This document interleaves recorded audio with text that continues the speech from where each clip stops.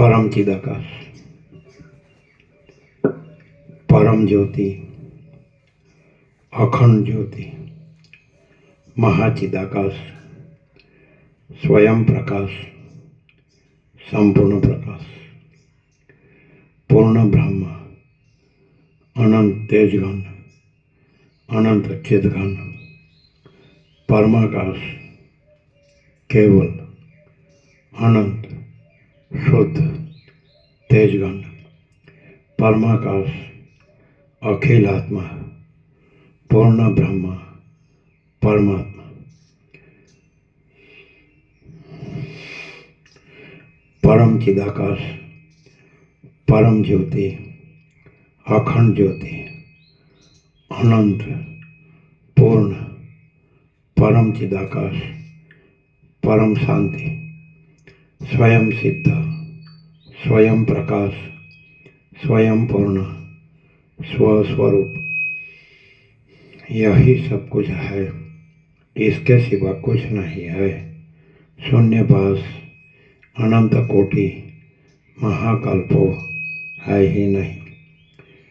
महाचिदाकाश, स्वयं प्रकाश, संपूर्ण प्रकाश, महाचिदाकाश ज्योति, अनंत, अखंड, अभेद, महाचिदाकाश ज्योति, महातत्व, महासामान्य, महाचिदाकाश, स्वसंवेद्य, सहज निर्विकल्प, महाचिदाकाश, परम कैवल्य, परम शांति,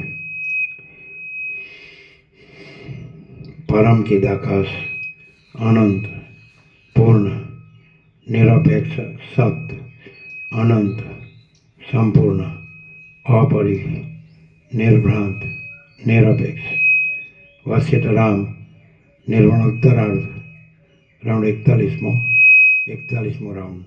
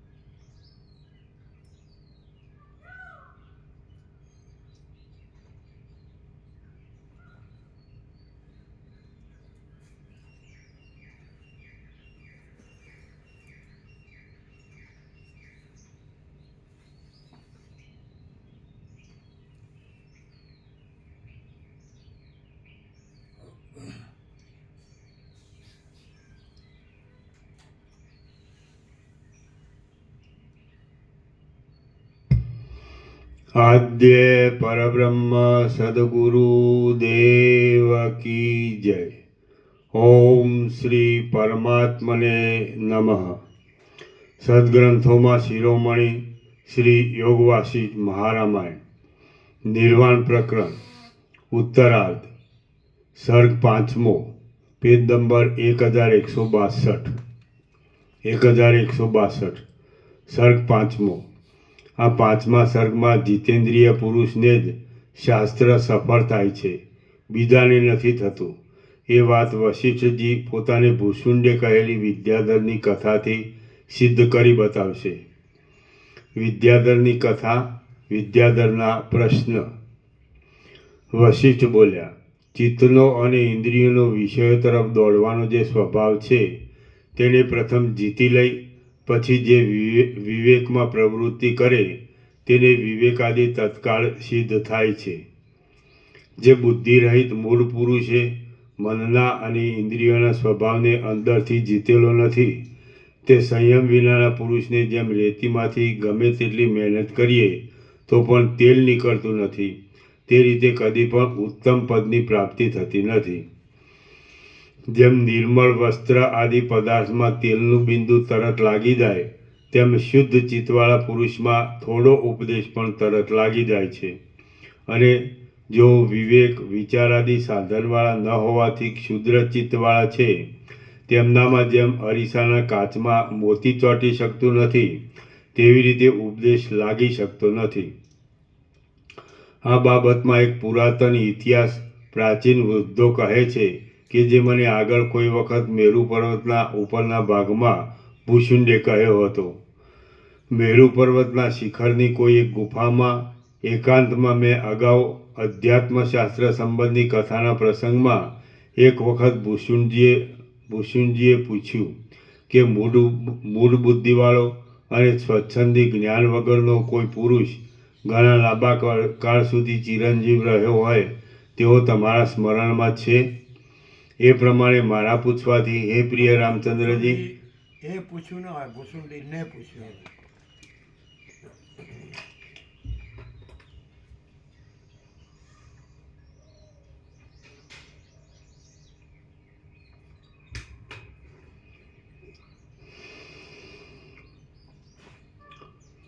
મેરુ પર્વતના શિખરની કોઈ એક ગુફામાં એકાંતમાં મેં અગાઉ અધ્યાત્મશાસ્ત્ર સંબંધી કથાના પ્રસંગમાં એક વખત ભૂશુંડજીએ પૂછ્યું.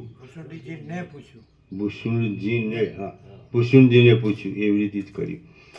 ભૂશુંડજીને પૂછ્યું કે મૂળ બુદ્ધિવાળો અને સ્વચ્છંદી જ્ઞાન વગરનો કોઈ પુરુષ ઘણા લાંબા કાળ સુધી ચિરંજીવ રહ્યો હોય તેઓ તમારા સ્મરણમાં છે? એ પ્રમાણે મારા પૂછવાથી, હે પ્રિય રામચંદ્રજી, તેમણે મને નીચે પ્રમાણે કહ્યું. ભૂશુંડ બોલ્યો, પૂર્વકાળમાં લોકાલોક પર્વતના અંદરના શિખરમાં કોઈ એક વિદ્યાધર રહેતો હતો કે જે આત્મજ્ઞાનથી રહિત અને ઇન્દ્રિયો નહીં જીતાયાથી ખેદ પામેલો હતો. વિવિધ પ્રકારના તપને લીધે અને નિયમો પાળવાથી સુકાઈ ગયો હતો. તેમજ વિચારશીલ તથા સદાચાર કે જે આયુષ્યની વૃદ્ધિના હેતુરૂપ છે તે ગુણો પણ તેનામાં હતા. એટલે તે પહેલાં 4 કલ્પ સુધી આયુષ્ય ઓછું નહીં થતાં ચિરંજીવી રહી શક્યો હતો. પછી 4થા કલ્પને અંતે જેમ વૈદુર્ય મણીને પેદા કરનારી જમીનમાં વૃષ્ટિનું જળ પડતા યોગ્ય સમયે વૈદુર્ય મણી ઉત્પન્ન થાય તે રીતે ઘણા લાંબા કાળ સુધી તપ અને નિયમ આદિ પાળવાથી વિવેકનો ઉદય થવાની યોગ્યતાનો સમય બરાબર આવી જતા તે વિદ્યાધરમાં વિવેકનો ઉદય થયો. વારંવાર મૃત્યુ પ્રાપ્ત થાય છે, જન્મ પણ વારંવાર આવ્યા કરે છે અને વૃદ્ધાવસ્થા પણ ફરી આવે છે. તે સર્વ વાત મારે માટે ન થાઓ, કેમ કે વિચાર કરતા મને તેથી વૈરાગ્ય થઈ આવે છે. તો એવું શું હશે કે જે સ્થિર થઈ જ રહે? આવો વિચાર કરી 5 પ્રાણ, 10 ઇન્દ્રિયો, મન, બુદ્ધિ અને સ્થૂળ દેહ એ 18 અવયવોવાળા શૂન્ય સૂક્ષ્મ દેહરૂપી પોતાની નગરીના મમત્વરૂપી ભારને ઘણા કાળ સુધી ઉપાડવાને લીધે થાકી જઈ વિરાગી ચિત્તવાળો અને સંસારની વાસનાથી રહિત થઈ ગયેલો તે વિદ્યાધર મારી પાસે જિજ્ઞાસુ તરીકે પૂછવા આવ્યો. મારી પાસે આવી ઉદારતાપૂર્વક મને નમસ્કાર કરી મેં તેનો યોગ્ય સત્કાર કર્યા પછી પ્રશ્નનો અવકાશ મળતા તે નીચે પ્રમાણે વખાણવા લાયક વચન બોલ્યો. વિદ્યાધર બોલ્યો, પોતાના શરીરમાં ખેંચી ગયેલા ખૂંચી ગયેલા શસ્ત્રો અને ઇન્દ્રિયો એ બંને સમાન છે.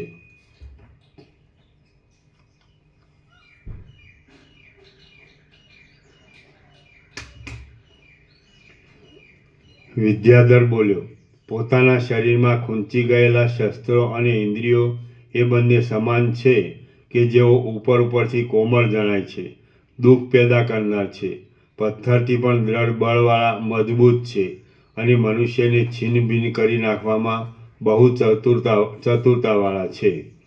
એ ઇન્દ્રિયો હૃદયમાં બહુ જ દ્રઢ થઈ રહેલી છે. અજ્ઞાનરૂપ અંધકારને રહેવાને માટે તો તે જંગલરૂપ જ છે. વળી તે કામ આદિ વાંદરાઓ વડે વીંટાઈને રહેલી છે. મલિનતા વડે પૂર્ણ છે, વિપત્તિઓને પેદા કરનાર છે, ચોતરફ બહુ જ આગ્રહ રાખનાર છે અને સમદમ આદિ ગુણોરૂપી વન કદાચિત દૈવયોગથી વિકસે તો પણ તેને દાવાગ્નિની પેઠે બાળી નાખનાર છે. એ ઇન્દ્રિયોને અને તેના મૂળરૂપ મનને જીતવાથી જ સુખ પ્રાપ્ત થાય છે, પરંતુ ભોગો વડે ખરું સુખ મળતું નથી. તો પછી મને વિદ્યાધર સંબંધી ભોગોનું શું પ્રયોજન છે? કાંઈ નથી.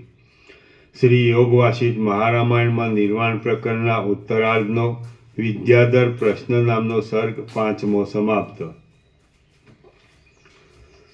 સર્ગ 6. આ છઠ્ઠા સર્ગમાં વિદ્યાધર દિવ્ય ભોગોનો અનુભવ કરી પરીક્ષા કરાયેલી વિષયાસક્ત ઇન્દ્રિયોની અનિતિ સંબંધી વર્ણન કરશે. ઇન્દ્રિયોની પ્રબળતા. વિદ્યાધર બોલ્યો, જે સર્વ દુઃખની નિવૃત્તિ 1164. સર્ગ 6. ઇન્દ્રિયોની પ્રબળતા. વિદ્યાધર બોલ્યો, જે સર્વ દુઃખની નિવૃત્તિ કરવામાં ઉદારતાવાળું હોય, બહુ પરિશ્રમ કર્યા વિના સહજ પ્રાપ્ત થઈ શકે તેવું હોય અને આદિ અંત વિનાનું હોય તેવું પવિત્ર પરમપદ આપ મને તરત કહી બતાવો. હે મહારાજ, હું કે જે જડ બુદ્ધિવાળો છું તે આટલા કાળ સુધી અજ્ઞાનરૂપી નિદ્રામાં સૂતો હતો. હમણાં મનની અતિ તીવ્ર વૈરાગ્યરૂપી નિર્મળતાનો ઉદય થતાં જાગ્રત થયો છું.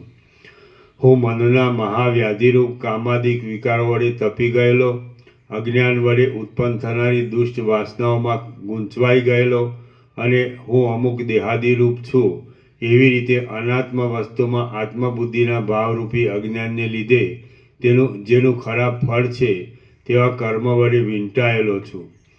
તેનો આપ કૃપા કરી ઉદ્ધાર કરો. જેવી રીતે ગુણવાન કમળતંતુવાળા શ્રીમાન લક્ષ્મીના નિવાસરૂપ અને સૂકા પાંદડાવાળા કમળની ઉપર પણ હિમ પડે છે, તે રીતે ગુણવાન શુભ ગુણ સંપન્ન અને શ્રીમાન વિદ્યાસિદ્ધિ આદિ વડે શોભાયમાન પુરુષમાં પણ આત્મવિદ્યા ન હોય તો જીતેન્દ્રિયપણું ન હોવાને લીધે કામ, ક્રોધ, લોભ, મોહ, ઈર્ષ્યા આદિ દુઃખોની પીડા અને ભય આદિ દોષો આવી પહોંચે છે. ભવાટવીમાં ભટકતા જીર્ણ થઈ ગયેલા મનુષ્યો કે જેઓનાથી ધર્મ કે મોક્ષરૂપ પુરુષાર્થ સિદ્ધ થઈ શકતો નથી, તેઓ જેમ કમળની અંદર અનેક મચ્છર ઉત્પન્ન થાય છે અને પાછા એમને એમ મરી જાય, તે રીતે ફક્ત આ સંસારમાં ઉત્પન્ન થાય છે અને પાછા તેમના તેમજ કશો પુરુષાર્થ કર્યા વિના જ મરી જાય છે. શબ્દાદિક વિષયો કે જેઓ પ્રથમ પણ અનેકવાર ભોગવાઈ ગયા છે તે વિષયોનો ઇન્દ્રિયો સાથે સંબંધ થાય છે અને તેથી અમે વારંવાર છેતરાયા છીએ.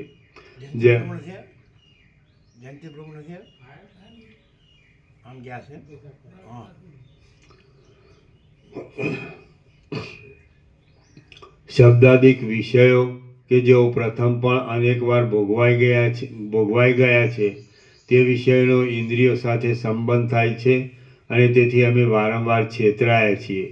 જેમ ઝાંઝવાના જળ તરફ જળભ્રાંતિ વડે દોડનાર પુરુષને ઝાંઝવાનું જળ છેટે ને છેટે જ દેખાતું રહેવાથી તેના માર્ગનો અંત આવતો નથી, તેવી જ રીતે આ વિષયો કે જેઓ ક્ષણભંગુર છે તેમાં મનને આરામ આપ્યા વિના જ નિરંતર હું કે જે ભટક્યા કરું છું તેના આ સંસારરૂપી માર્ગનો અંત આવતો જ નથી.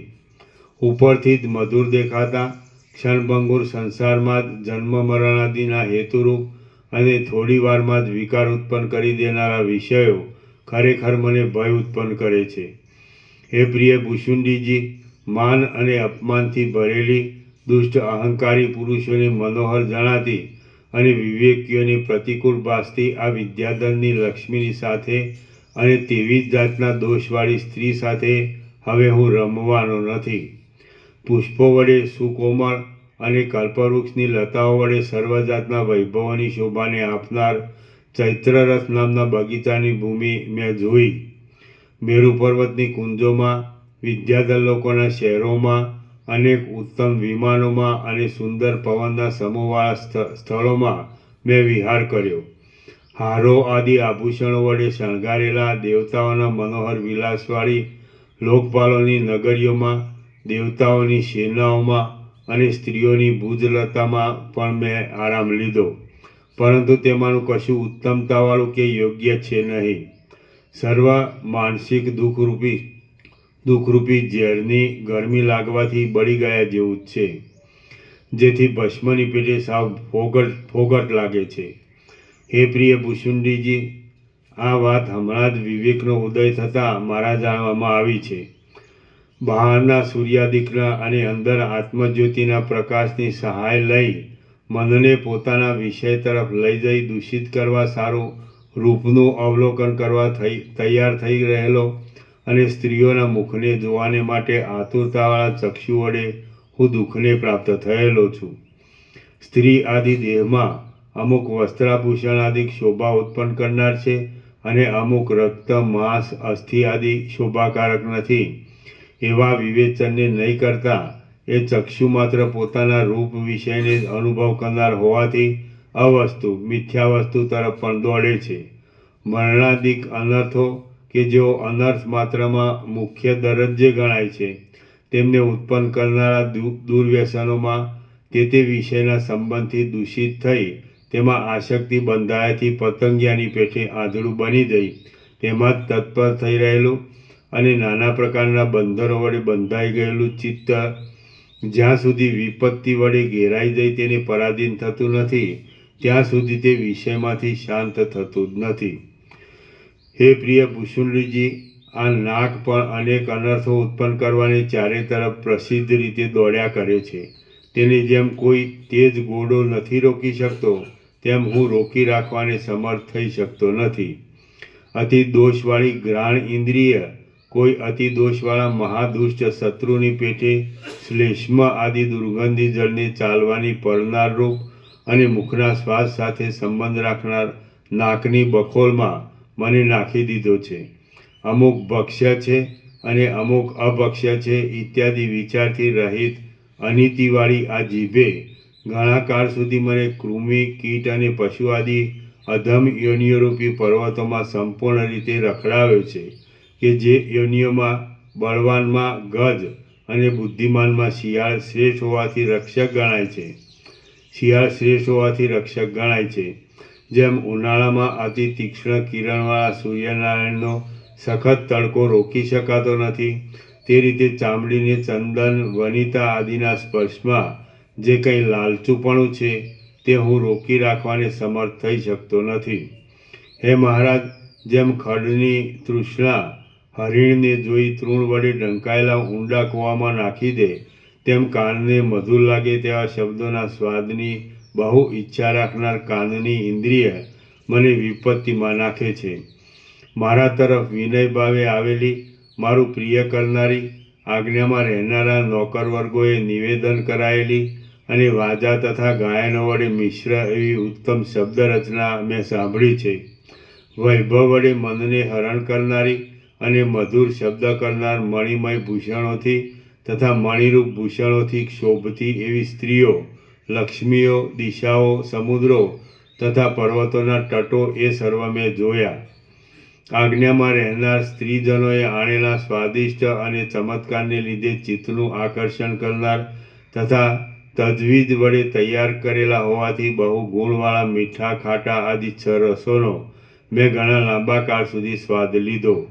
ભોગો ભોગવવામાં રેશમી વસ્ત્રો, સુંદર સ્ત્રીઓ, હારો, પુષ્પો, સુંદર બિછાના અને મંદ મંદ વાતા પવનો એ સર્વનો મેં નિર્વિઘ્નપણાથી પૂર્ણ રીતે સ્પર્શ કર્યો. હે મહારાજ, સ્ત્રીઓના મુખના ચંદનવાળો, અગરુ આદિ ઔષધિઓના પુષ્પોના અને કપૂર, કસ્તુરી આદિ મેળવેલા બીજા સુગંધી પદાર્થોના મંદ વાયુ વડે નાસિકા તરફ લગાયેલા ગંધોનો પણ મેં અનુભવ કર્યો. વારંવાર જે સાંભળવાનું છે તે મેં સાંભળ્યું છે, જે સ્પર્શના વિષયો છે તેનો મેં સ્પર્શ કર્યો છે, જે જોવાનું છે તે મેં જોયું છે, જે ખાવાનું છે તે મેં ખાધું છે અને જે સૂંઘવાનું છે તે મેં સૂંઘ્યું છે. મતલબ કે શબ્દ, સ્પર્શ, રૂપ, રસ અને ગંધ વગેરેનું મેં વારંવાર બહુ સેવન કર્યું છે. આ બધું મેં વારંવાર ભોગવ્યું છે, તેથી તે બધું હવે મને સૂકા લાકડાના જેવું નીરસ લાગે છે.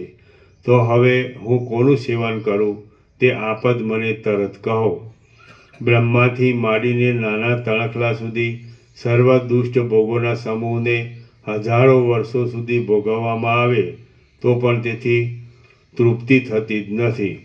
ઘણા કાળ સુધી સામ્રાજ્ય કરીને, સ્ત્રીઓના સમૂહોને ભોગવીને અને શત્રુઓની સેનાઓને જીતીને પણ શું એવું ઉત્તમ અને અપૂર્વ ફળ પ્રાપ્ત કરી શકાય છે? જેમનો નાશ થવાનું કાંઈ સાધન જ ન હતું અને જેમણે આ ત્રણેય લોકોને સ્વામીપણાથી ભોગવ્યા હતા, તેવા મહાપરાક્રમી પુરુષો પણ થોડાક જ સમયમાં સર્વ કાળ ભેગા જ કાળની જાળમાં ભસ્મ થઈ ગયા છે. જે વસ્તુ મળ્યા પછી ફરી બીજું કંઈ મેળવવાનું રહેતું નથી, તે જ વસ્તુને મેળવવાને માટે ખૂબ કષ્ટ વેઠવું જોઈએ, મહેનત કરવી જોઈએ. જેમણે ઘણા કાળ સુધી અતિ મનોહર ભોગો ભોગવ્યા છે, તે કોઈના મસ્તક ઉપર કલ્પવૃક્ષ ઉગેલું દીઠું નથી કે તેની છાયામાં નિરંતર બેસીને સર્વ કામનાઓ પૂરી કરાય અને વિશ્રાંતિ લેવાય. વળી તેવા પુરુષો આકાશમાં ઉપર ગતિ કરી શકે તેવું વિમાનાદિક પણ ચિહ્નરૂપે જોવામાં આવ્યું નથી કે તે વિમાનથી ગતિ કરી શકાય. જેમ દૂતાળા બાળકો કોઈ બિચારા ભોળા છોકરાને છેતરી લે છે, તેમ ઇન્દ્રિયોએ મને ઘણા લાંબા કાળ સુધી આ ભૂંડા ફળની વિષયરૂપી અનેક વનપંક્તિઓમાં છેતર્યો છે. આ કષ્ટ દેનારા ઇન્દ્રિય નામના શત્રુઓ હોય છે, એટલે તેઓ ખરી રીતે પોતપોતાના શબ્દ આદિ વિષયોમાં લોભાઈ રહેલા છે. પોતાના શબ્દાદિક વિષયરૂપે થઈ રહેલા પંચભૂતોનો જે વિકાર છે, તેમને મેં બરાબર રીતે ઓળખી લીધો છે. તે વિષયલંપટ દુષ્ટ ઇન્દ્રિયો તો પારધીઓ છે. હું મનુષ્ય રૂપે એક અતિ મૂઢ મૃગ છું અને અનેક તાપોથી તપી રહ્યો છું. આ શૂન્ય સંસારરૂપી વનમાં એ પારધી મને ફોસલાવીને મારે છે. મહાભયંકર ઝેરને દ્રષ્ટિમાં ધારણ કરનારા આ વિષયલંપટ ઇન્દ્રિયરૂપી સર્પોએ જેના તરફ દ્રષ્ટિ કરી નથી અને જેને તાપ વડે તપાવેલા નથી, તેવા પુરુષો આ જગતમાં 2-3 પણ માંડ ભાગ્યે જ નીકળશે.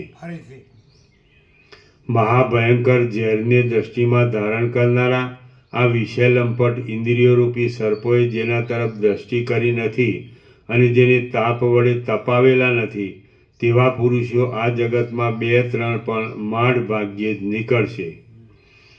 હે પ્રિય ભૂષુંડજી, આ ઇન્દ્રિયોરૂપી એક દુષ્ટ સેના છે. ત્યાં ભોગો નામના ભયંકર હાથીઓ છે, તૃષ્ણારૂપી ઝાડ છે, લોભરૂપી કરવતો છે અને ક્રોધરૂપી ભાલાઓ છે. સુખ દુઃખાદી દ્વંદ્વરૂપી રથો છે, અહંકારરૂપી રક્ષક સેનાપતિ છે, ચેષ્ટાઓરૂપી ઘોડા છે અને કામના કોલાહલોથી તે ભરપૂર છે. તેણે સંસારરૂપી નગરના સીમાડાની અંદર પોતાની સત્તા બેસાડી છે. જેઓ આ સેનાને જીતી શકે છે, તેઓ જ ખરા યોદ્ધાઓ છે. મદોન્મત્ત ઐરાવત હાથીના ગંડસ્તરને ભેદી નાખવા એ વાત હજી સહેલી છે, પરંતુ અવળે માર્ગે જતી પોતાની ઇન્દ્રિયોને સારી રીતે સંયમમાં લાવવી એ વાત કાંઈ સહેલી નથી. હે સુશીલ ભૂષુંડજી, એ ઇન્દ્રિયો કબજે કરવી એ વાત જ મોટા તત્વવેત્તાઓના પણ પરાક્રમના, મહત્તાના, ઉત્તમ ધૈર્યના અને વિશ્રાંતિરૂપી સમૃદ્ધિના પરમ અવધિરૂપ છે. જ્યાં સુધી પુરુષ એક હલકા તણખલાની જેમ ઇન્દ્રિયોને અધીન નથી થઈ જતો, ત્યાં સુધી તેની પૂજા દેવો પણ કરે છે. જે મહાધૈર્યવાન પુરુષો આ પૃથ્વીમાં જીતેન્દ્રિય છે, તે જ ખરા પુરુષો છે. બાકીના બીજા પુરુષોને તો પ્રાણ આદિ પવનના યોગથી ચાલનારા માસ યંત્રોના સમૂહ રૂપે જ હું સમજું છું. હે મહારાજ, મનરૂપી સેનાપતિની આ 5 ઇન્દ્રિયોરૂપી સેનાને જો હું જીતી લેવાને યત્ન કરું તો સારી રીતે જીતી લઉં. ઇન્દ્રિયોરૂપી પ્રબળ રોગોની શાંતિને માટે ભોગોની આશા છોડી દેવી એ એક જ ઉપાય છે. તે સિવાય ઔષધો કે મંત્રો તેની શાંતિ કરી શકતા નથી. જેમ કોઈ એકલા વટેમાર્ગુને મોટા અરણ્યની અંદર ચોરો હેરાન કરે, તે રીતે ચોતરફ દોડનાર ઇન્દ્રિયોએ મને પણ બહુ જ હેરાન કરેલો છે. જેમ નાના તળાવો, પંખવાળા, ગારાવાળા, પ્રસન્નતાથી, નિર્મળતાથી રહિત, મહાદુર્ભાગ્ય દુર્દશાવાળા અને ગંધાઈ ગયેલ શેવાળો વળી યુક્ત હોય, તે પ્રમાણે ઇન્દ્રિયો પણ પંખવાળી, પાપવાળી, પ્રસન્નતાથી નિર્મળતાથી રહિત, મહાદુર્ભાગ્યવાળી અને ગંધાઈ ગયેલ શેવાળના જેવી મલિનતા વડે તુચ્છતાવાળી છે. જંગલો જેમ દુઃખ વડે માંડ ઓળંગી શકાય તેવા હોય છે, ઝાકળો વડે ઘેરાયેલા હોય છે અને અનેક ભાવોને ઉત્પન્ન કરે છે, તે રીતે ઇન્દ્રિયો પણ દુઃખ વડે માંડ ઓળંગી શકાય તેવી જડતાથી ઘેરાયેલી અને અનેક ભયોને ઉત્પન્ન કરનારી છે. જેમ કમળ પંખમાંથી ગારામાંથી ઉત્પન્ન થાય છે, છિદ્રોવાળા હોય છે અને અતિ સૂક્ષ્મ હોવાથી દુર્લક્ષ રીતે અતિશય મહેનતે માંડ કાંઈક લક્ષ્યમાં આવે તેવી રીતે રહેલા ગુણોને અંદરના તંતુઓને ધારણ કરી રહેલ હોય છે, જડમય અવયવવાળા હોય છે અને ગ્રંથિવાળા ગાંઠવાળા હોય છે.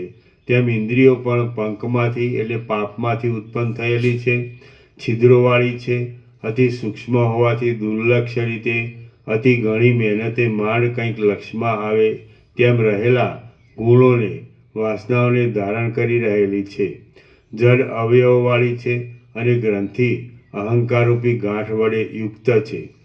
જેમ સમુદ્રના જળો કઠણ ભારે હોય છે, રત્નોને અંદર સંઘરી રાખવાથી રત્નોના લોભવાળા હોય છે, ઉર્મિઓ તરંગો વડે યુક્ત હોય છે અને દુઃખ વડે માંડ પકડી શકાય તેવા જુડોથી ભયંકર અને ખારા હોય છે. તેમ ઇન્દ્રિયો પણ કઠોર છે, રત્નના જેવી જે અમૂલ્ય વસ્તુ હોય તે તરફ લોભાઈ જાય છે, ક્ષુધા પીપાસા આદિ છડ ઉર્મિ વડે યુક્ત છે અને દુઃખ વડે માંડ પકડી શકાય તેવા કામ ક્રોધાદી જુડો વડે મહાભયંકર છે. જે રીતે મરણ બાંધવોને દુઃખ આપે છે, બીજા દેહની સાથે જીવનો સંબંધ કરાવે છે અને દયા ઉપજાવે તેવી રાડો પડાવે છે, તે રીતે ઇન્દ્રિયો પણ બાંધવોને દુઃખ આપે છે, બીજા દેહ સાથે જીવનો સંબંધ કરાવે છે અને દયા ઉપજાવે તેવી રાડો પડાવે છે. વનો જેમ વિવેકથી વનમાં અમુક રીતે વર્તવું, અમુક રીતે ન વર્તવું ઇત્યાદિ વિવેકથી રહિત પુરુષોને શત્રુની પેઠે પીડા ઉપજાવે છે, તથા જે લોકો વિવેકી વનમાં વર્તવાની રીતભાતને સારી રીતે જાણનારા હોય તેઓને મિત્રની ગરજ સારે છે. વળી જાડીને લીધે દુઃખ વડે પણ માંડ પ્રવેશ કરી શકાય તેવા હોય છે, અવધિ વગરના હોય છે અને ઉજ્જડ હોવાથી કોક જ વાતચીત કરનાર મનુષ્ય મળી આવે છે. જેમ ઇન્દ્રિયો પણ વિવેકથી અમુક વસ્તુ નિત્ય છે, અમુક અનિત્ય છે ઇત્યાદિ વિવેકથી રહિત પુરુષોને શત્રુની પેઠે પીડા ઉત્પન્ન કરે છે, તથા વિવેકીઓને મિત્રની ગરજ સારે છે. દુઃખ વડે માંડ ઓળંગી શકાય તેવી છે, અવધિથી રહિત છે અને તેને શાંતિ હોતી નથી. જેમ ભયંકર વાદળા વરસાદની ગર્જનાથી યુક્ત હોય છે, સારથી રહિત હોય છે, મલિનતાવાળા શ્યામ હોય છે, જળમય હોય છે અને વીજળીના ઝબકારા વડે પ્રકાશયુક્ત હોય છે, તેમ ઇન્દ્રિયો પણ પરસ્પર કલેશ ઉત્પન્ન કરાવી, ખભા ઠોકી ગર્જના કરવી એ આદિ શબ્દોને પેદા કરે છે, સાર રહિત છે, મલિનતાવાળી છે, જડ છે અને વીજળીની પેઠે ક્ષણભંગુર વૈષયિક સુખનો પ્રકાશ કરે છે. જેમ ખાડાઓમાં ક્ષુદ્ર પ્રાણીઓને કીડા આદિ જીવોએ આશ્રય લીધેલ હોય છે, ચતુર પુરુષો તેને છોડી દઈને ચાલે છે અને રજથી ધૂળથી તથા તમથી અંધારાથી વ્યાપ્ત હોય છે. તેમ ઇન્દ્રિયો પણ ક્ષુદ્ર પ્રાણીઓ વડે તુચ્છ વિષય સુખમાં આસક્ત થઈ ગયેલ જીવો વડે આશ્રય કરાયેલ છે. ચતુર પુરુષો એ ઇન્દ્રિયોને આધીન નહીં થતા તેનો ત્યાગ કરે છે અને રજોગુણથી તથા તમોગુણથી એ ઇન્દ્રિયોને વ્યાપ્ત છે. જેમ જૂના થઈ ગયેલા ખાડાઓના મોખરાના ભાગો મનુષ્યોને પાડી નાખવામાં પૂર્ણ કુશળ હોય છે, દોષવાળા સર્પો વડે આશ્રય કરાયેલ હોય છે અને લાખો કઠોર કાંટાઓથી વ્યાપ્ત હોય છે, તેમ ઇન્દ્રિયો પણ મનુષ્યને ઉત્તમ પદમાંથી નીચે પાડી નાખવામાં જ પૂર્ણ કુશળ છે. તે રાગદ્વેષાદી દોષોરૂપી સર્પો વડે આશ્રય કરાયેલ છે અને કઠોર વિપત્તિરૂપી લાખો કાંટાઓ વડે વ્યાપ્ત છે. જેમ રાક્ષસો ફક્ત પોતાના પોષણની જ વાત જાણનારા હોય છે, નીચ વૃત્તિના હોય છે, કેવળ મહાસાહસિક જ હોય છે અને અંધકારમાં વિહાર કરનારા હોય છે, તેમ ઇન્દ્રિયો પણ ફક્ત પોતાના પોષણની જ વાત જાણનારી છે, નીચ વૃત્તિઓવાળી છે, કેવળ મહાસાહસિક જ છે અને અજ્ઞાનરૂપી અંધકારમાં વિહાર કરે છે. જેમ ખરાબ જૂના વાંસ આદિના લાકડા અંદર શૂન્ય પોલા હોય છે, નિસાર હોય છે, વક્ર વાંકા હોય છે, ગ્રંથિ ગાંઠોવાળા હોય છે અને ફક્ત બાળવાને જ યોગ્ય છે, તેમ ઇન્દ્રિયો પણ અંદર શૂન્ય પોલાણવાળી, રસ રક્ત માંસ આદિ વડે ભરેલી હોવાથી નિસાર, વક્ર વાંકા ચૂક્કા આકારવાળી અને ગ્રંથિ એટલે અહંકારરૂપી ગાંઠ અથવા જડ ચેતન ગ્રંથિ વડે યુક્ત છે. તેમ ખરાબ વસ્તીવાળા નગરો બહુ દ્રઢ રીતે બંધાઈ ગયેલા મોહને લીધે ચોરી, જુગાટુ, કજિયા વગેરે દુર્વ્યસનોના બંધાણવાળા હોય છે. ખરાબ કૂવાઓવાળા અને માંડ પેસી શકાય તેવા જંગલી હોય છે તથા મોટા મોટા કચરાઓના ઢગલાઓથી વ્યાપ્ત હોવાને લીધે તુચ્છ હોય છે. તેમ ઇન્દ્રિયો પણ બહુ દ્રઢ રીતે બંધાઈ ગયેલા મોહને લીધે ચોરી, જુગાટુ, કજિયા ઇત્યાદિ દુર્વ્યસનોમાં બંધાણવાળી હોય છે. ખરાબ કૂવાઓની પેઠે બહુ ઊંડાણવાળી છે અને મોટા કચરાના ઢગલાની પેઠે સાવ નિસાર હોવાથી તુચ્છ છે.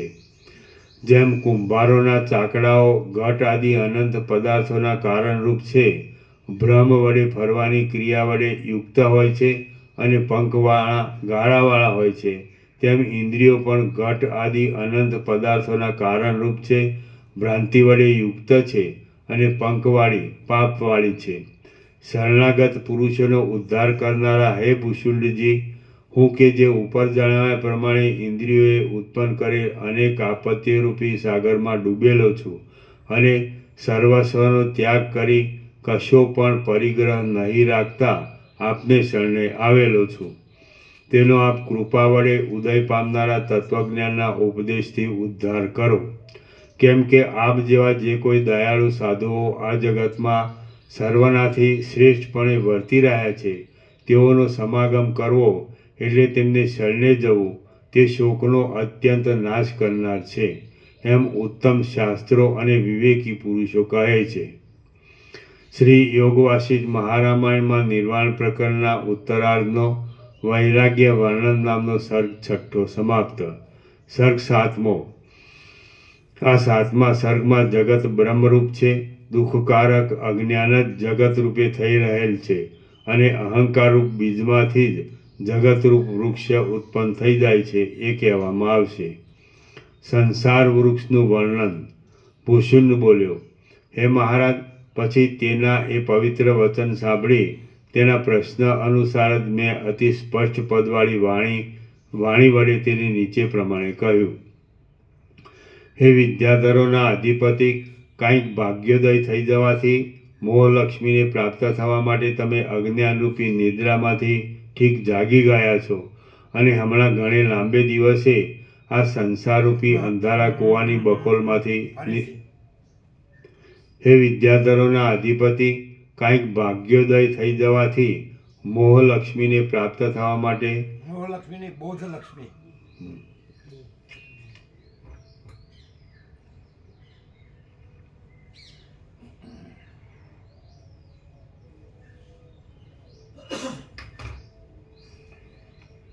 હે વિદ્યાધરોના અધિપતિ, કાંઈક ભાગ્યોદય થઈ જવાથી બોધલક્ષ્મીને પ્રાપ્ત થવા માટે તમે અજ્ઞાનરૂપી નિદ્રામાંથી ઠીક જાગી ગયા છો અને હમણાં ઘણે લાંબે દિવસે આ સંસારરૂપી અંધારા કૂવાની બખોલમાંથી નીકળવાને ઈચ્છો છો.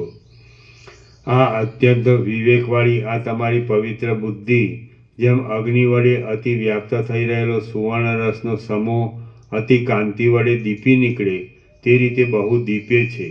જેમ નિર્મળ અરીસામાં હર કોઈ મનોહર દ્રવ્યનું વગર મહેનતે માત્ર પાસે રાખવાથી જ પ્રતિબિંબ પડે છે, તેમ તમારી પવિત્ર બુદ્ધિ અનાયાસે જ મારી ઉપદેશવાણીના અર્થને બરાબર ગ્રહણ કરી લેશે. જે કાંઈ આ હું તમને કહું છું તે અંગીકાર કરવા યોગ્ય જ છે એવી બુદ્ધિ વડે તમે સ્વીકારી લેવાને યોગ્ય છો. કેમ કે અમે આ બાબતમાં ઘણા લાંબા કાળ સુધી શોધ કરેલી છે, માટે હવે તેમાં બીજો કશો વિચાર કરવા જેવું નથી. ફરીથી જે કાંઈ આ હું તમને કહું છું તે અંગીકાર કરવા યોગ્ય જ છે એવી બુદ્ધિ વડે તમે સ્વીકારી લેવાને યોગ્ય છો, કેમ કે અમે આ બાબતમાં ઘણા લાંબા કાળ સુધી શોધ કરેલી છે, માટે હવે તેમાં બીજો કશો વિચાર કરવા જેવું નથી. જે કાંઈ અહંકાર આદિ તમારા હૃદયની અંદર દ્રશ્ય રૂપે જોવામાં આવે છે તે રૂપ તમે નથી. દ્રશ્ય પદાર્થ માત્રમાં કોઈક પણ આત્મા છે. દ્રશ્ય પદાર્થ માત્રમાં કોઈક પણ આત્મા છે અને તે શોધી કાઢી મારે તેને પ્રાપ્ત થવું છે એવા વિચારથી ઘણા લાંબા કાળ સુધી દ્રશ્ય વર્ગની અંદર શોધ કર્યા છતાં પણ તમે કે જે આત્મરૂપ છો તે સાક્ષી રૂપે સર્વનાથી જુદા હોવાથી દ્રશ્ય વર્ગમાં જોવામાં આવતા નથી. માટે દ્રશ્ય પદાર્થરૂપ અજ્ઞાનને મૂકી દઈ સર્વના સાક્ષીરૂપ શુદ્ધ આત્માને તમે ઓળખી લો. હું પણ નથી, તમે પણ નથી અને આ જગત પણ નથી એવો તમે નિશ્ચય બાંધશો એટલે સર્વ પરમ મંગલરૂપ એક બ્રહ્મ ભાવે થઈ રહેશે કે જે તમને સુખ કે દુઃખ એ બંનેમાંથી કશું ઉત્પન્ન કરશે નહીં. શું અજ્ઞાનથી જગત ઉત્પન્ન થયેલ છે અથવા શું અજ્ઞાન જ જગતથી ઉત્પન્ન થયેલ છે એ વિશે વિચાર કરતા એ બંનેનું અજ્ઞાન રૂપે અથવા બ્રહ્મ ભાવે એક રૂપપણું હોવાથી બરાબર જાણી શકાતું નથી.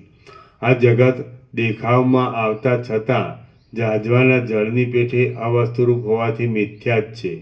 જે કાંઈ આ દ્રશ્ય રૂપે ભાસે છે તે અધ્યારોપ દ્રષ્ટિએ જગતની દ્રષ્ટિએ જોઈએ તો અજ્ઞાનનો નાશ થતાં જગત જ બાધિત થઈ જવાથી કાંઈ પણ નથી, માત્ર બ્રહ્મરૂપ જ છે. અને અધિષ્ઠાન દ્રષ્ટિથી એટલે બ્રહ્મ દ્રષ્ટિથી જોઈએ તો જે કાંઈ છે તે સર્વ બ્રહ્મરૂપ જ છે. જાજવાના જળની પેઠે આ જગત સાવ મિથ્યા હોવાથી તે છે જ નહીં. કિંવા જો કાંઈક છે તો તમે કે જે બ્રહ્મરૂપ જ છો તેનો જ એ સગળો વિવર્ત છે. સર્વ એક બ્રહ્મરૂપ હોવાથી આભાસ પડવાનો કાંઈ પણ જુદો વિષય જ નહીં હોવાને લીધે આભાસ એટલે ચિદાભાસ પણ નથી. તેથી સર્વ એક પરમ મંગળ બ્રહ્મરૂપ જ છે.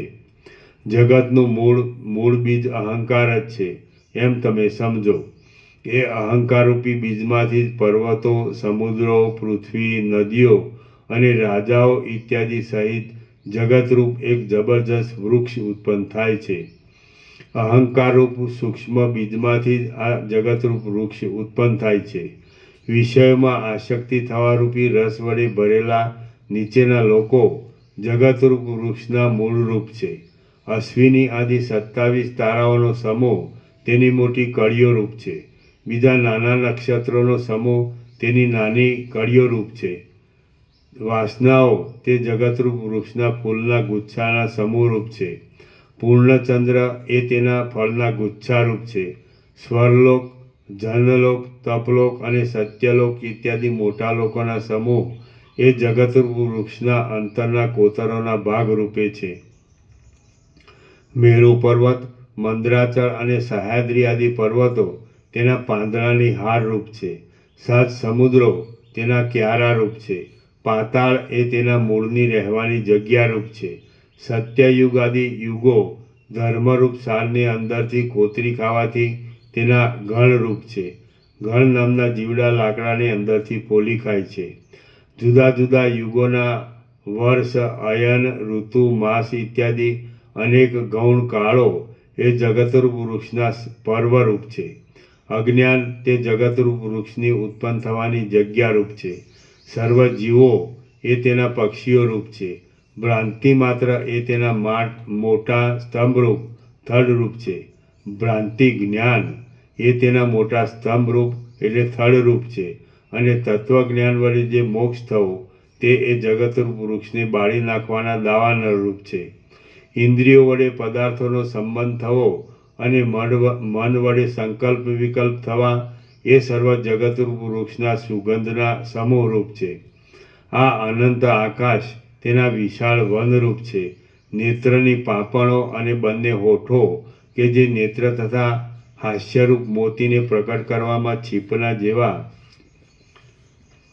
છીપના જેવા છે તે જગતરૂપ વૃક્ષની ડાંખળીઓ રૂપ છે. આત્મ ચૈતન્ય એ તેના જીવનના આધારરૂપ રસનો પ્રવાહ છે. સૂર્ય, ચંદ્ર, અગ્નિ આદિનો પ્રલયકાળમાં લય કરી દેનાર સૂત્રાત્મા એ તેના પવનની લહરરૂપ છે.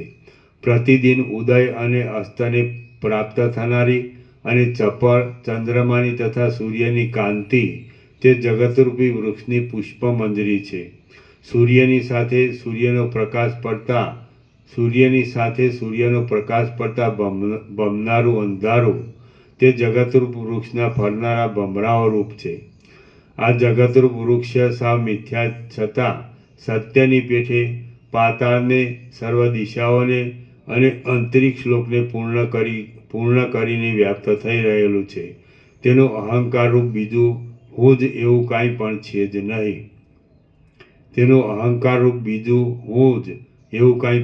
જ નહીં. એમ નિરહંકારપણારૂપ અગ્નિ વડે શેકી લેવામાં આવ્યું હોય તો પછી માત્ર આભાસ રૂપે દેખાતું આ સંસારરૂપી વૃક્ષ પુનર્જન્મ આદિરૂપે ફરીવાર ઉગી શકતું જ નથી. શ્રી યોગ વાસિષ્ઠ મહારામાયણમાં નિર્વાણ પ્રકરણના ઉત્તરાર્ધનો જગદ વૃક્ષ બીજ વર્ણન નામનો સર્ગ 7મો સમાપ્ત. સર્ગ 8મો. આ 8મા સર્ગમાં સંસારરૂપી વૃક્ષનો જ્ઞાનથી ઉચ્છેદ થઈ જાય છે તે કહેવાશે અને સંકલ્પથી ખડા થઈ ગયેલા કોઈ એક મંડપના જેવો જ આ સંસાર સંકલ્પ માત્રથી થયેલો છે એ પણ કહેવાશે. સંસાર વૃક્ષનો ઉચ્છેદન વિધિ. ભૂષુંડ બોલ્યો, હે વિદ્યાધર, નીચેના 7 લોકો સહિત પૃથ્વીરૂપ મૂળ પ્રદેશમાં રહેલું લોકાલોક સુધી સર્વ પર્વતોના અંદરના ભાગોરૂપી ક્યારાવાળું 10 દિશાઓની અંદર આડી શાખાઓ વડે, આકાશની અંદર ઊભી શાખાઓ વડે અને તેની અંદર વસનારા પ્રાણીઓના સંચાર વડે ચંચળ થઈ રહેલું તથા આગળ જણાવ્યા પ્રમાણે અતિ વિસ્તારવાળું આ જગતરૂપી વૃક્ષ અહંકારરૂપી બીજમાંથી જ ઉત્પન્ન થાય છે. તેનું એ બીજ જ્ઞાનરૂપી અગ્નિ વડે બાળી નાખવામાં આવે તો પછી કશું ઉત્પન્ન જ થતું નથી. તાત્વિક દ્રષ્ટિથી જો અહંકાર શોધવા જઈએ તો સર્વ બ્રહ્મ માત્ર જણાયાથી એ અહંકાર કોઈ દિવસ છે જ નહીં. એટલું જ માત્ર તેનું જ્ઞાન છે કે જેથી તે અહંકારરૂપી બીજ બળી શેકાઈ જાય છે. હું અમુક રૂપ છું એવી ભાવના થતાં અહંકાર ઉત્પન્ન થાય છે કે જે આ સંસારરૂપ વૃક્ષના બીજરૂપ છે. હું એવું કાંઈ પણ છે જ નહીં, જે કાંઈ છે તે બ્રહ્મ માત્ર જ છે એવી ભાવના થતાં અહંકાર રહેતો નથી. માત્ર એક બ્રહ્મ બુદ્ધિ જ સર્વત્ર રહે છે અને એ જ ઉત્તમ જ્ઞાન છે. સૃષ્ટિના આરંભકાળમાં આ સૃષ્ટિ ઉત્પન્ન જ નહીં થયાથી હુંપણું કે તમારાપણું એ બંને ક્યાંથી ઘટે અને દ્વિત્વ એકત્વ આદિ ભ્રાંતિ પણ કેમ ન સંભવે. જે મુમુક્ષુ પુરુષો સમૂળ સંકલ્પ ત્યાગ કરવા માટે ગુરુના ઉપદેશ વચન સાંભળી તેમણે બતાવેલા નામ પ્રમાણે પોતાના પુરુષાર્થ વડે યત્ન કરે છે તેઓ જ્ઞાન પ્રાપ્તિ થયા પછી પરમપદને પહોંચવામાં જય મેળવે છે. જેમ રસોઈયો પોતે પાકશાસ્ત્રનો સારી રીતે અભ્યાસ કરીને તે પ્રમાણે રસોઈ બનાવે તો જ પોતાની બાબતમાં ફતેહ મેળવે છે, તેવી જ રીતે વિવેકી અધિકારી પુરુષ ગુરુ શાસ્ત્ર આદિ દ્વારા સર્વ જાણી લઈ તેમણે બતાવેલા માર્ગ અનુસાર યત્ન કરે તો જ તે મોક્ષ પર્યંત ફળ આપનારા પોતાના સ્વરૂપના વિવેકને પ્રાપ્ત થાય છે. બાકી તે કર્યા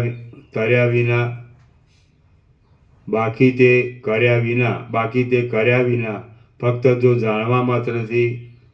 જાણવા માત્રથી કશું થતું નથી.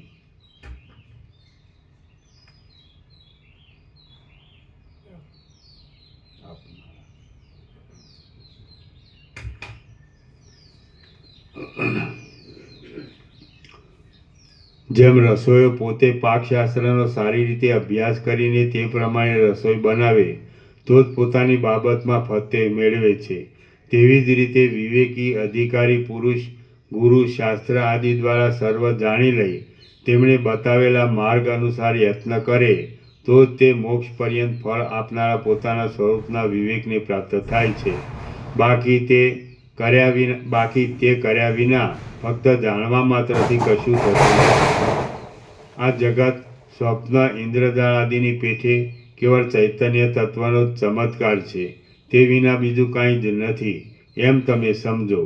એ જગત ચેતન સત્તા સિવાય દિશાઓમાં પણ ક્યાંય નથી અને બહાર કે અંદર પણ ક્યાંય છે નહીં. જેમ ચિત્રકારના ચિત્તમાં કલ્પાયેલું ચિત્ર મનમાં સંકલ્પ સ્ફૂરતા દેખાય છે અને સંકલ્પ ન સ્ફુરે તો લય પામી જાય છે, તેમ આ જગતરૂપી ચિત્ર માત્ર સંકલ્પ સ્ફુરવાથી જ જોવામાં આવે છે અને સંકલ્પ જ ન સ્ફુરે તો તે લયને પ્રાપ્ત થઈ જાય છે, દેખાતું નથી.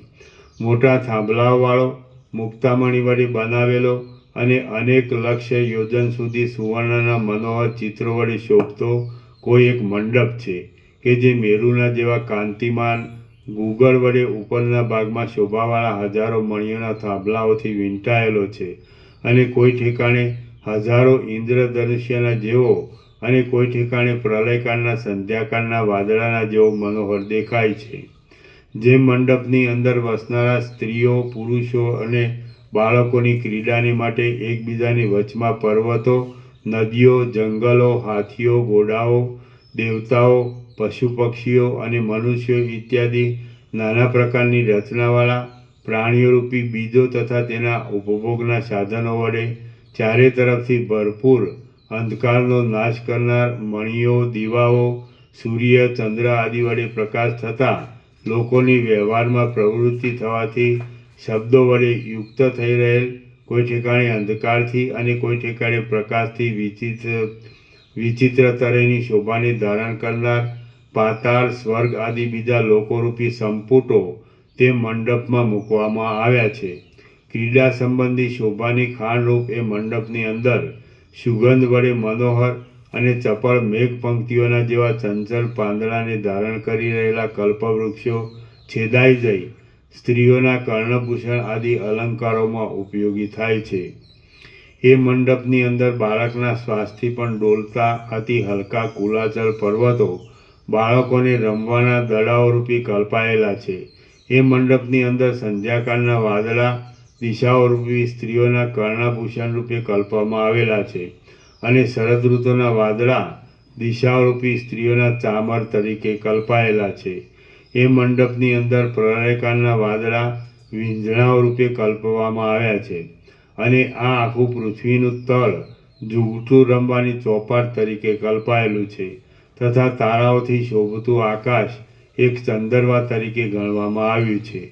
એ મંડપના આકાશરૂપ આંગણામાં જેની અંદર જગતની ઉત્પત્તિ અને લય થવાની પ્રતીતિરૂપી પ્રતિજ્ઞા લેવામાં આવે છે એવી જુગટાની રમત રમાય છે અને તે રમનારા તે મંડપના બ્રહ્માદિક સ્વામીઓ જરાયુજાદી 4 પ્રકારના પ્રાણીઓરૂપી સોગઠાને જન્મ મરણાદિક વડે વારંવાર આમ તેમ ફેરવ્યા કરે છે તથા તેમાં ચંદ્ર, સૂર્ય આદિ ગ્રહો રમવાના પાસાઓ રૂપ છે. આવી રીતનો એક મંડપ છે.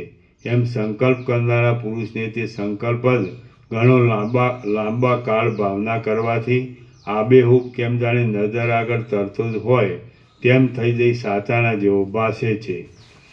તેવી રીતે આ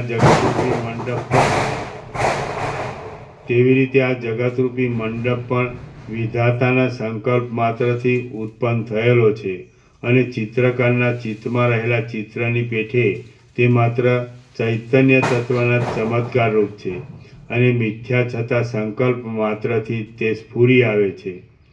જોકે સર્વ દ્રશ્ય માત્ર આભાસ રૂપે રહેલ છે, પરંતુ તાત્વિક દ્રષ્ટિએ તે છે જ નહીં.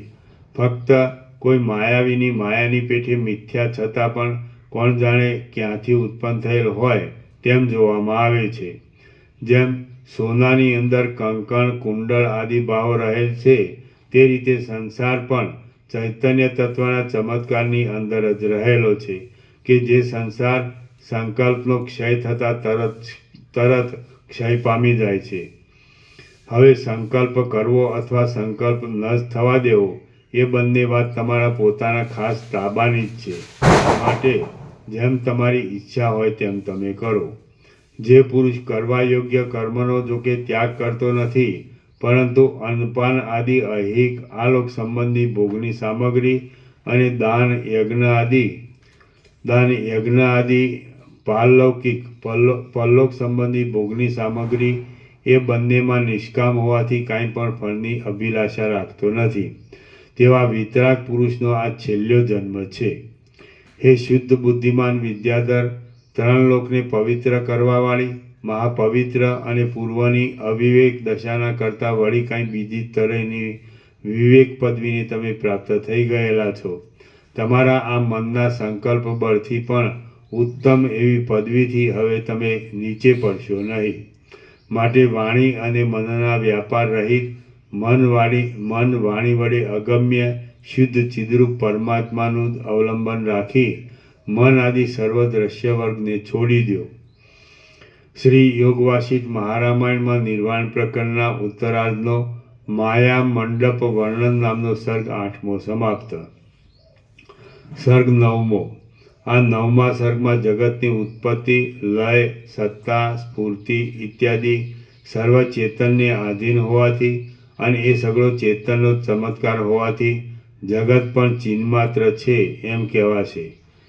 જગત ચિન્માત્ર છે.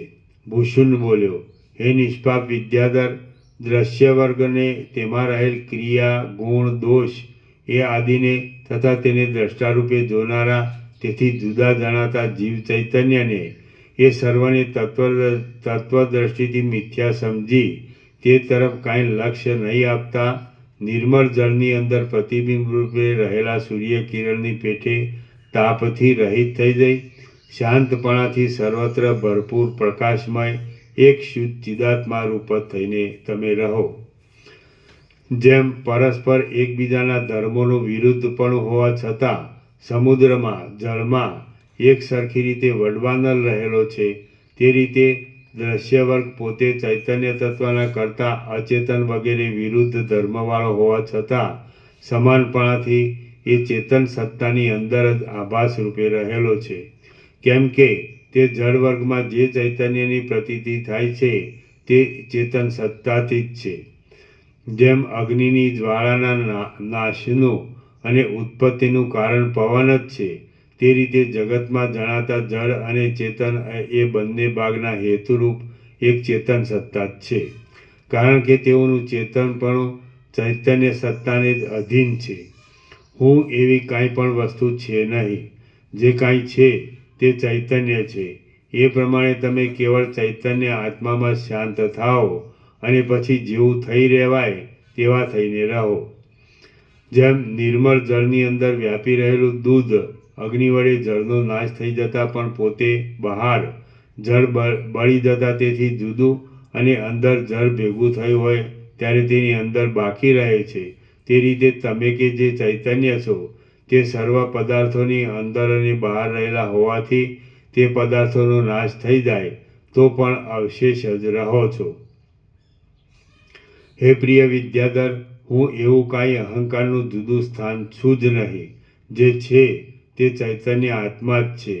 એ પ્રમાણે તમારું જીવ ચૈતન્ય જો બ્રહ્મ ચૈતન્યમાં અખંડ એકતાને પ્રાપ્ત થઈ ગયું તો પછી તેનાથી બીજો કાંઈ પણ વિષય જુદો જ નહીં રહેવાથી તમારા બ્રહ્મરૂપની કોને ઉપમા આપી શકાય તેમ છે? કોઈને નહીં.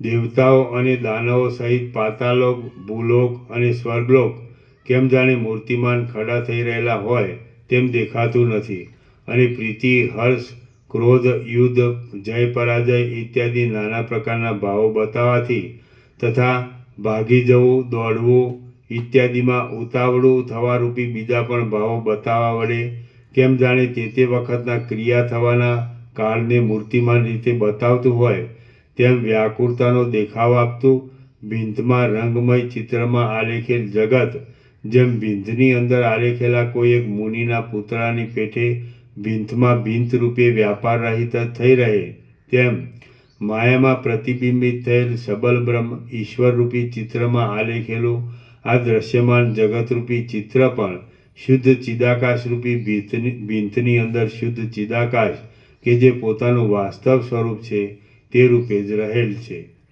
જળ સંબંધી કે ચેતન સંબંધી જેવા સંકલ્પો વિશેષ કરી વારંવાર ચિત્તમાં અહર્નિશ સ્ફુર્યા કરે તેવું પોતાની મેળે થઈ જવાય છે.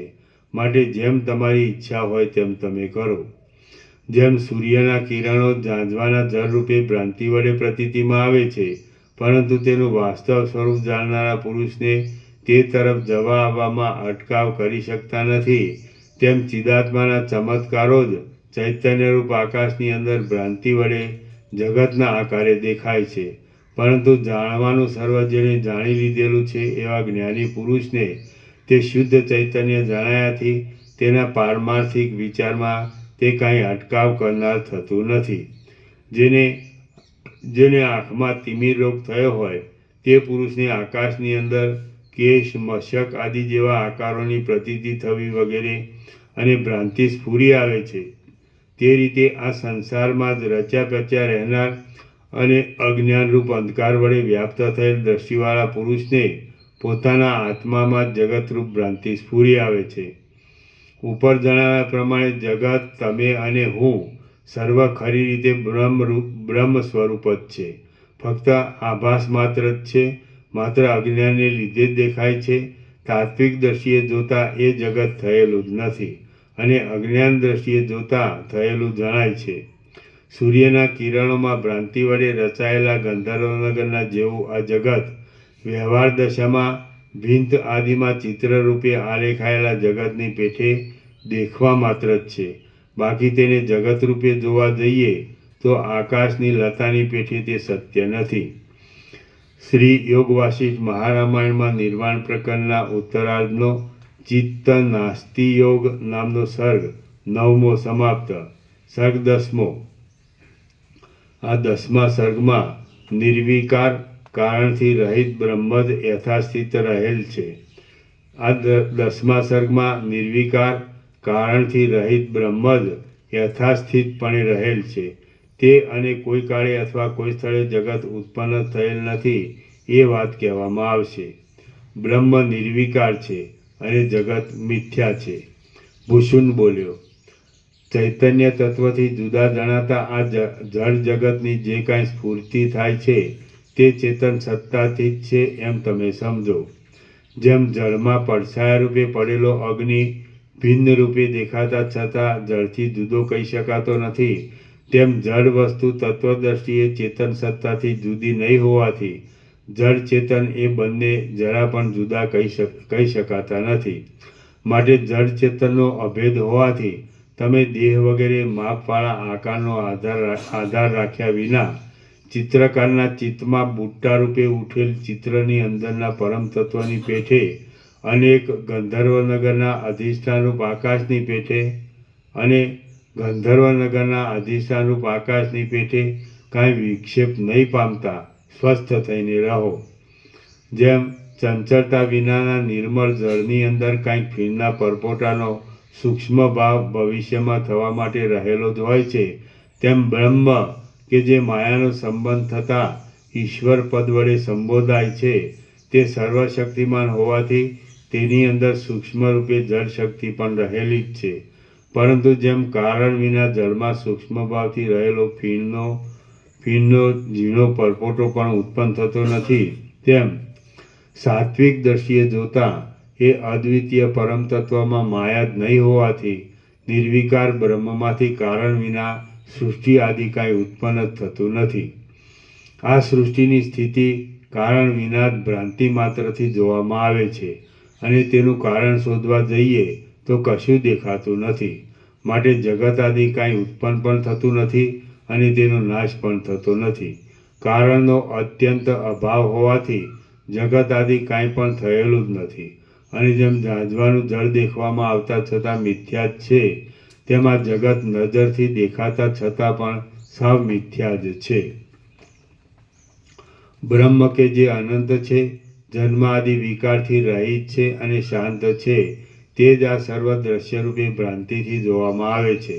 બાકી તેમાં કારણનો અભાવ હોવાથી નામરૂપવાળી સૃષ્ટિ છે જ નહીં. તેથી આ સર્વ ફક્ત એક નિર્વિકાર પરબ્રહ્મ રૂપ જ છે. માટે તમે બ્રહ્મરૂપે સર્વત્ર ભરપૂર છો.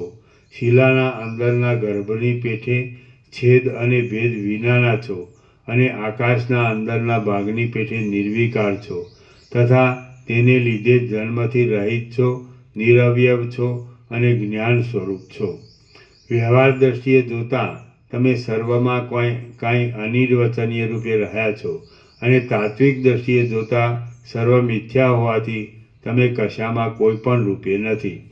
માટે તમે નિઃશંકપણે સારી રીતે સુખપૂર્વક રહો. બુદ્ધિ અને ચિદાભાસ એ બંનેથી રહિત પોતાના શુદ્ધ આત્મ સ્વરૂપમાં તમે પોતાની મેળે જ શાંત થઈ જાઓ. જન્મ આદિ વિકારથી રહિત પરબ્રહ્મ પોતે નિત્ય આનંદરૂપ હોવાથી તેને કાંઈ એવું પ્રયોજન નથી કે જેથી તે આ સૃષ્ટિ આદિ કાર્ય કરે. માટે સૃષ્ટિ આદિ કશાનો સંભવ જ નહીં હોવાથી જે કાંઈ છે તે જન્માદિ વિકારથી રહિત પરમ કલ્યાણરૂપ પરબ્રહ્મ જ છે. જે અજ્ઞાની પુરુષો પોતાના આત્માને બ્રહ્મથી રહિત અને ચૈતન્યરૂપ નથી સમજતા, તેઓને અજ્ઞાનરૂપ બંધ કોઈ દિવસ નહીં ટળવાથી આ સૃષ્ટિનો નાશ થતાં તેમની ગતિ વિશેનો શો વિચાર કરવો? જ્યાં જ્યાં પરબ્રહ્મ છે ત્યાં ત્યાં જગત પોતાના નામરૂપથી રહિત પરબ્રહ્મ રૂપે જ રહેલું છે. તણખલામાં, લાકડામાં, જળમાં, ભીંતમાં અને સર્વ ઠેકાણે પરબ્રહ્મ રહેલ છે, અને પરસ્પર ઓતપ્રોત થઈને રહેલો અનેક સૃષ્ટિઓનો સમૂહ પણ ચેતન તત્વના અલૌકિક ચમત્કારથી સર્વત્ર રહેલો છે. બ્રહ્મમાં શું આમ જગતની પ્રતીતિ થયા કરવી એ તેનો સ્વભાવ હશે કે? એવી શંકા લાવવાનો અહીં અવકાશ જ નથી. કેમ કે એ અનંત પરમ તત્વમાં તે તત્વ પોતે એક જ હોવાને લીધે પોતાપણું અને પારકાપણું એ આદિનો અત્યંત અભાવ હોવાથી જ બીજાનાથી પોતાને જુદો પાડનારો સ્વભાવરૂપ ધર્મ તેમાં સંભવતો જ નથી. દરેક વસ્તુનો સ્વભાવ કે જે પોતાના આશ્રયને બીજાનાથી જુદો પાડવામાં મુખ્ય સાધનરૂપ છે, તે જેમ અગ્નિનો ઉષ્ણતારૂપી સ્વભાવ બીજે ઠેકાણે જળ આદિમાં અભાવવાળો હોય છે, તે રીતે પોતાના આશ્રયથી અન્ય સ્થળોમાં અભાવવાળો જ હોય છે. તેને લીધે પરબ્રહ્મ કે જે અનંત છે તેમાં જુદી પાડવાની બીજી વસ્તુ જ નહીં હોવાથી સ્વભાવ આદિ ખોટી કલ્પનાઓ ટકી શકતી નથી. નિત્ય અને અનંત પરમાત્મામાં વિજાતીયપણું કે સજાતીયપણું એ બંનેનો અત્યંત અસંભવ હોવાથી સજાતીય વિજાતીય આદિથી પોતાના આશ્રયના ભેદને બતાવનારા સ્વાભાવિક તેમાં છે જ નહીં. એ બંનેનો પરમાત્મામાં, નિત્ય અને અનંત પરમાત્મામાં વિજાતીયપણું કે સજાતીયપણું એ બંનેનો અત્યંત અસંભવ હોવાથી સજાતીય વિજાતીય આદિથી પોતાના આશ્રયના ભેદને બતાવનારા સ્વાભાવિક તેમાં છે જ નહીં. સ્વભાવ આદિ તેમાં છે નહીં. વસ્તુગતિની સ્વયં પ્રકાશ તે પરમ તત્વ પોતાની મેળે જ સિદ્ધ છે. વસ્તુગતિથી સ્વયં પ્રકાશ તે પરમ તત્વ પોતાની મેળે જ છે, પોતાની મેળે સિદ્ધ જ છે. લોકમાં પણ જે ધર્મ કે જે ભાવો પોતાની મેળે સ્વતઃ સિદ્ધ જ છે અને પોતાના આશ્રયને બીજાનાઓથી જુદા પાડી આપવાના સ્વભાવનું કાર્ય નથી કરતા, તેમાં સ્વભાવનો વ્યવહાર થતો નથી. હે સુશીલ વિદ્યાધર, જેમ બ્રહ્મમાં જગત ખરી રીતે છે જ નહીં, તેમ સૂક્ષ્મ બુદ્ધિથી જોવામાં આવે તો અહંકાર પણ અંદર જોવામાં આવતો નથી. પણ જેમ બાળકની ભ્રાંતિએ કલ્પેલો હાવ મિથ્યા છતાં આગળ આવી ઊભો રહે, તેમ અહંકાર મિથ્યા છતાં કોણ જાણે ક્યાંથી આવી ખડો થઈ જાય છે.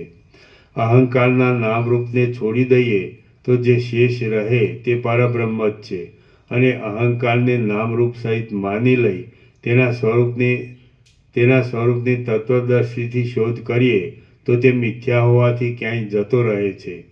એ રીતે જગત તથા બ્રહ્મ એ બંનેનો જે કાંઈ ભેદ જણાય છે તે કલ્પિત હોવાથી ખરી રીતે અભેદ જ છે, અને પર્યાય શબ્દોનો અર્થ જેમ એક હોય તેમ એક જ છે. જેમ સોનાનો અને કડાનો ભેદ તો સંકલ્પ માત્ર તથા મિથ્યા જ છે, તેમ બ્રહ્મનો અને જગતનો ભેદ પણ સંકલ્પ માત્ર તથા મિથ્યા જ છે, એમ વિદ્વાનોએ નિશ્ચય કર્યો છે. શ્રી યોગ વાસિષ્ઠ મહારામાયણમાં નિર્વાણ પ્રકરણના ઉત્તરાર્ધનો સર્ગ અપવર્ગ પ્રતિવિપત્તિ યોગોપદેશ નામનો સર્ગ 10મો સમાપ્ત. સર્ગ 11મો જગત બ્રહ્મરૂપ છે. આ 11મા સર્ગમાં ઇન્દ્રિયોને જીતી લઈ નિર્વિકાર ચિત્તની પૂર્ણ પરમાત્મામાં સ્થિતિ રાખવાનું ઇન્દ્રિયોને આ 11મા સર્ગમાં ઇન્દ્રિયોને જીતી લઈ નિર્વિકાર ચિત્તની પૂર્ણ પરમાત્મામાં સ્થિતિ રાખવાનું અને દેહાદિક દ્રશ્ય પદાર્થો તરફ દ્રષ્ટિ નહીં રાખવાની સ્થિતિને દ્રઢ કરવાનું કહેવામાં આવશે. જગત બ્રહ્મરૂપ છે.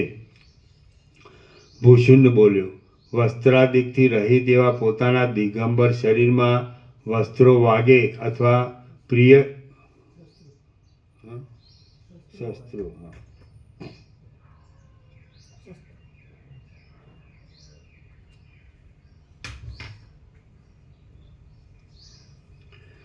ભૂષુંડ બોલ્યો, વસ્ત્રાદિકથી રહિત એવા પોતાના દિગંબર શરીરમાં શસ્ત્રો વાગે અથવા પ્રિય સ્ત્રીઓના સ્તનાદિક અવયવોનો સ્પર્શ થાય તો પણ તે બંનેમાં મનમાં કશો વિકાર નહીં લાવતા જે સમાન રીતે ગણતો હોય તે ધીર પુરુષ પરમપદમાં રહ્યો છે. પદાર્થોથી વિકારોનો ઉદય થવાના સંબંધમાં એ સર્વ મિથ્યા છે એમ સમજી જ્યાં સુધી સુષુપ્તિ અવસ્થાના જેવી પરમ સુખમય નિર્વિકાર દશા પ્રાપ્ત થાય ત્યાં સુધી ધીરતા રાખી પોતાના પુરુષ પ્રયત્નથી અભ્યાસ કરવાનો છે. જે પદાર્થ જગત બ્રહ્મરૂપ છે. જે પદાર્થ જેવો છે, પદાર્થ એટલે જગત, જેવો એટલે બ્રહ્મરૂપ. જે પદાર્થ જેવો છે તેને તેઓ બ્રહ્મરૂપ જાણનારા તત્વજ્ઞ પુરુષને મનને દુઃખ ઉપજાવનારી પીડાઓ પોતાની આગળ મૂર્તિમાન આવી ઊભી રહે તો પણ જળ જેમ કમળને અડકી શકતું નથી તેમ જરા પણ ઈજા કરી શકતી નથી. શાંત બુદ્ધિવાળો જે વિવેકી પુરુષ સંકલ્પનો ઉદય જ નહીં થવા દેતા શસ્ત્રો અને અંગનાઓ કે જેઓ ભ્રાંતિ વડે મૃગજળની પેઠે દેખાતા છતાં તત્વદર્શીએ જોતા આકાશના જેવા શૂન્ય જ છે તેઓ દૈવી યોગથી પોતાના અંગમાં લાગેલ હોય તો પણ તે વડે કશો હર્ષ શોકાદી વિકાર ન પામતા નહીં લાગેલા જેવા દેખે છે. તે જ ખરું દેખે છે. જેમ ઝેર પોતે પોતાના મૂળ સ્વભાવને નહીં છોડતા પોતાની મેળે ગુણ આદિ દુષ્ટ કીડાઓ રૂપે બની જાય છે પરંતુ ખરી રીતે કાંઈ એ કીડા વગેરે વિષથી જુદું નથી, તે રીતે આત્મા કે જે બ્રહ્મરૂપ છે તે પોતાના મૂળ બ્રહ્મ સ્વરૂપને નહીં છોડતા જીવભાવે વિવર્ત રૂપે બની જાય છે કે જે જીવભાવ પોતાના તાત્વિક સ્વરૂપનું જ્ઞાન થતાં લય પામી જાય તેવો છે. જેમ મરણ ધર્મથી રહિત જળ વિષ પોતાના સ્વભાવને નહીં છોડી દેતા મરણ ધર્મવાળા કીટ આદિ જીવભાવને પ્રાપ્ત થઈ જાય છે તેમ બ્રહ્મ ચૈતન્ય કે જે મરણ ધર્મથી રહિત છે તે પોતાના મૂળ સ્વભાવને નહીં છોડતા મરણ ધર્મવાળા જડ પદાર્થોના રૂપે વિવર્ત પામેલ છે. બ્રહ્મ કે જે અનંત છે તેના કોઈ એક પ્રદેશમાં જેમ વિષ પોતાના વિષપણાને નહીં મૂકતા પોતામાં જ ક્રમે કરી ઝેરી કૃમિ રૂપે થઈ જાય છે તે જો કે ખરી રીતે તો વિષરૂપ જ છે પરંતુ કેમ જાણે તેથી જુદો હોય તેમ દેખાય છે અને તે બ્રહ્મમાં વિવર્ત રૂપે ભાસે છે. તે આ પ્રમાણે આ જીવરૂપી ઝેરી કીડો પણ બ્રહ્મથી જુદો નહીં હોવા છતાં કેમ જાણે જુદો હોય તેમ રહ્યા છતાં કેમ જાણે તેમાં ન રહ્યો હોય અને બ્રહ્મરૂપ છતાં કેમ જાણે બ્રહ્મરૂપ ન હોય અને તેથી જુદો હોય તેમ થઈ રહેલ છે.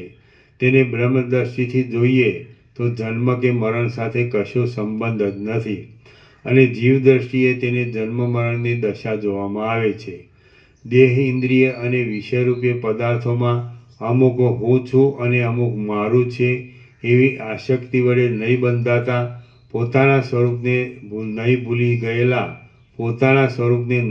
ગયેલા તથા શ્રવણાદિક પ્રયત્નો વડે પોતાના આત્માનો અપરોક્ષ અનુભવ કરવામાં ઉપયોગી થઈ પડતા પોતાના આત્માથી જ પુરુષ પ્રયત્ન વડે આ સંસાર સાગર ગાયના એક પગલાની પેટે સહેલાઈથી તરી શકાય છે બાકી ફક્ત દૈવના ઉપર જ આધાર રાખવાથી કશું થતું નથી. અને અતિ પ્રિય પદાર્થોની અંદર સાર રૂપે જે સુખ રહેલું છે તેની ઉત્તમ અવસ્થાને ઉત્પન્ન કરનારી જે પરિપૂર્ણ આત્માની અંદર સર્વ ભાવોને ઓળંગીને રહેલી શીતળતા છે કે જે સર્વ તાપોની નિવૃત્તિ થતાં અનુભવમાં આવે છે, તેવા સુખરૂપ આત્મલાભમાં શો અનાદર કરવાનો છે? સર્વ જગતના પદાર્થોની જે કાંઈ સત્તા જણાય છે તેની અંદર જ સર્વ બ્રહ્મ કે જે સદરૂપ છે તેની જ તત્કાળ ભાવના કરવામાં આવે તો પછી નિર્મળ અદ્વિતીય આત્મામાં મન, અહંકાર, બુદ્ધિ આદિ દોષો ક્યાંથી જ રહે? હે પ્રિય વિદ્યાધર, જેમ ઘટપટ આદિ પદાર્થોને તટસ્થપણાથી તમે પોતે સાક્ષી રૂપે જુદા રહી જોયા કરો છો, તેમ શરીરને, અહંકારને, મનને, બુદ્ધિને અને અનુભવ આદિને પણ પોતે તેથી જુદા રહી કશામાં મમતાનું કે આત્મભાવનું અભિમાન ન કરતા સાક્ષી રૂપે જોયા કરો. અને પછી બહાર જે કાંઈ જગતના પદાર્થોના સમૂહના પ્રવાહ જોવામાં આવે છે તે સંબંધી અને અંદર મન બુદ્ધિ આદિ જે કાંઈ રહેલ છે તે સંબંધી કાંઈ પણ સંકલ્પ જ ન કરતા તે સર્વને મિથ્યા સમજી પોતાના આત્માના જ્ઞાન સ્વરૂપને ઓળખી લઈ તમે પોતાની સ્વાભાવિક સ્થિતિમાં જ રહો. એ જીવનમુક્ત દશાની સ્થિતિ એવી છે કે તેમાં સંપત્તિ કે વિપત્તિ, સુખ કે દુઃખ વગેરે કોઈ પણ હેતુથી કોઈને કોઈ પણ કાળમાં કોઈ જાતનો ગુણદોષ લાગતો જ નથી. કેમ કે સર્વ એક આત્મમય જ હોવાથી તેમાં કર્તાપણું કે ભોગતાપણું કશું રહેતું જ નથી. શ્રી યોગ વાસિષ્ઠ મહારામાયણમાં નિર્વાણ પ્રકરણના ઉત્તરાર્ધનો યથાભૂતાર્થ વેદન નામનો સર્ગ 11મો સમાપ્ત. ઓમ ઓમ ઓમ. આના નંબર 1176. પ્રસાદ આપી દો. બધી લાઈટો બંધ કરો.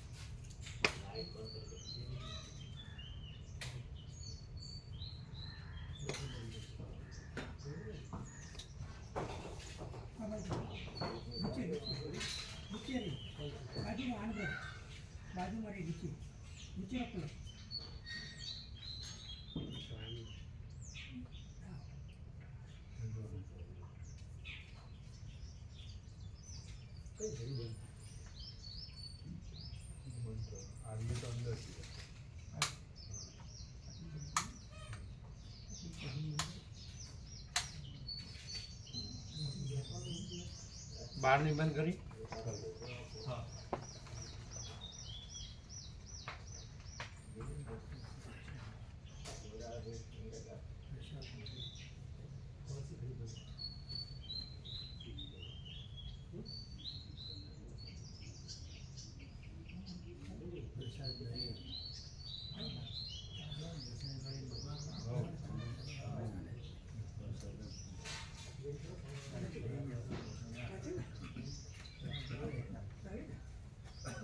છે આપે છે પેલું પપૈયું છે, પપૈયું કા પપૈયું આપે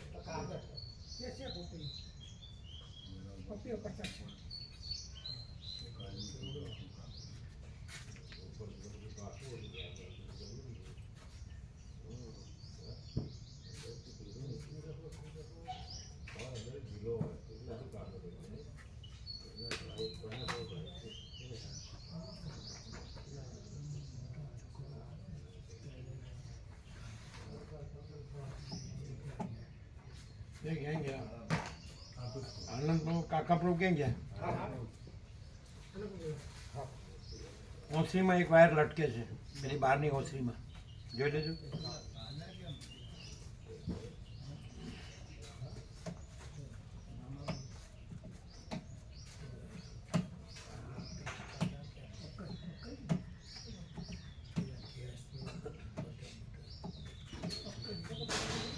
ત્યાં ઓસરીમાં એક વાયર લટકે છે.